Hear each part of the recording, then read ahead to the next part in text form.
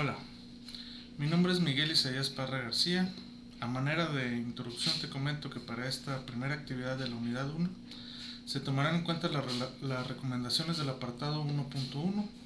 por lo que explicaré los elementos metodológicos del trabajo de investigación, así como la estructura del mismo, abordando de manera resumida el contenido referente a cada capítulo. Pues bien, el trabajo de investigación para este curso de doctorado lo he titulado preliminarmente Facultad del juez de control para inaplicar la oficiosidad de la prisión preventiva establecida en la Constitución Política de los Estados Unidos Mexicanos, derivado del caso Zompaxtla-Tecpile y otros contra México. De la metodología del trabajo de investigación en primer término, respecto a la delimitación del tema, considero que respecto al tópico de la aplicación de la medida cautelar de prisión preventiva oficiosa en México, abordar lo relativo al alcance que pudiera tener la condena contra el Estado mexicano por parte de la Corte Interamericana de Derechos Humanos, para que los juzgadores dejen de observar lo establecido en la Constitución respecto a la oficiosidad de la referida medida cautelar y atender lo que al respecto estableció la Corte Interamericana. En cuanto al planteamiento del problema, advierto que actualmente los juzgadores nacionales se enfrentan el dilema en cuanto a la aplicación oficiosa de la referida medida cautelar, teniendo en cuenta la reciente condena contra el Estado mexicano en el referido caso Zompaxtla-Tecpile, concretamente en adoptar un criterio respecto a las dos posturas que han surgido en cuanto a si es factible desatender la oficiosidad de dicha medida cautelar que se establece en la Constitución o por el contrario, el deber de acatar lo que dispone el texto constitucional. La justificación del proyecto la encuentro en la necesidad de analizar precisamente las dos posturas que han surgido en torno al tema de la aplicación oficiosa de la prisión preventiva, pues la expectativa de la sociedad y en particular de la comunidad de derecho en nuestro país es que se materialicen los principios que rigen el sistema de justicia penal acusatorio y oral, siendo uno de los ejes centrales de este sistema el principio de presunción de inocencia, el cual se ha dicho es vulnerado precisamente mediante la aplicación oficiosa de la citada medida cautelar, a la par que existe el problema para los juzgadores nacionales quienes se encuentran en la disyuntiva en cuanto a atender o no el mandato constitucional. Los objetivos de este trabajo de investigación son los siguientes: analizar las dos posturas a las que se enfrenta el juzgador nacional en cuanto a aplicar o no la prisión preventiva de manera oficiosa, establecer los pros y contras de decantarse por alguna de estas posturas, y el tercero sería establecer cuál de las dos posturas jurídicamente es la más acorde o compatible con el sistema de justicia penal acusatorio y oral que rige nuestro país, tomando en cuenta los principios constitucionales que lo rigen, considerando además el parámetro de convencionalidad en materia de derechos humanos implícito en el texto constitucional.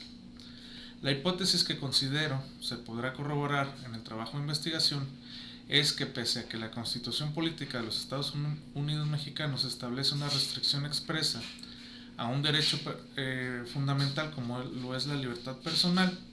y el principio de presunción de inocencia que rige nuestro sistema de justicia, además de que en la actualidad no se ha dado cumplimiento a la condena contra el Estado mexicano respecto a adecuar nuestra norma interna para hacerla compatible con la Convención Americana, lo correcto sería que el juzgador atendiera justamente los principios rectores del sistema de justicia penal, puesto que es probable que el legislador estableciera dicha restricción en la Constitución, no precisamente atendiendo a razones jurídicas, sino a temas de política criminal.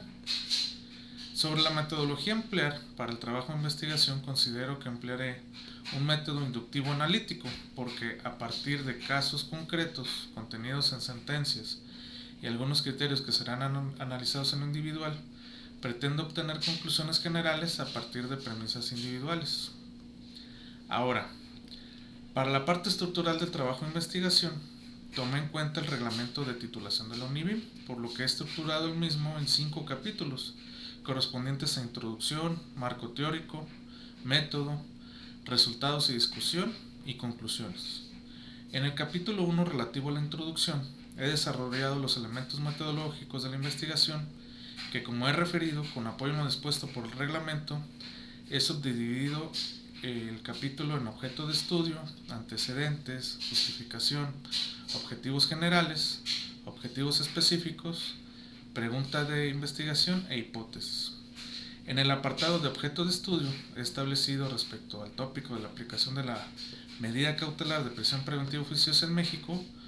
lo que ha detonado la problemática en cuanto a su aplicación han sido las mencionadas condenas contra el Estado mexicano. Sin embargo, se analizarán en el ámbito nacional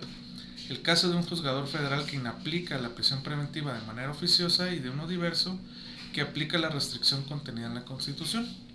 Respecto al capítulo 2 correspondiente al marco teórico, de acuerdo con el reglamento, se presentan los hallazgos más importantes que se tienen al momento sobre el tema de la investigación citando las fuentes.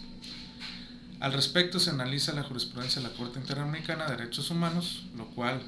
constituyen las sentencias que ha pronunciado la Corte, en contraste con algunas jurisprudencias y criterios del ordenamiento jurídico mexicano y, por supuesto, realizando un análisis de lo dispuesto por la Constitución Política de los Estados Unidos Mexicanos. En cuanto al capítulo 3 relativo al método, señalo que emplearé un método inductivo analítico, porque a partir de casos concretos contenidos en sentencias y algunos criterios que serán analizados en lo individual, además de los casos actuales respecto a la aplicación de dos criterios vigentes en nuestro sistema de justicia, mediante el criterio de dos juzgadores federales, pretendo obtener conclusiones generales a partir de premisas individuales. El capítulo 4, intitulado Resultados y Discusión, tal como lo señala el reglamento, se presentan de forma resumida los datos recopilados y se lleva a cabo su análisis, procurando que sean sobresalientes para el trabajo que se va a redactar, a fin de presentar argumentos sólidos y justificar las conclusiones.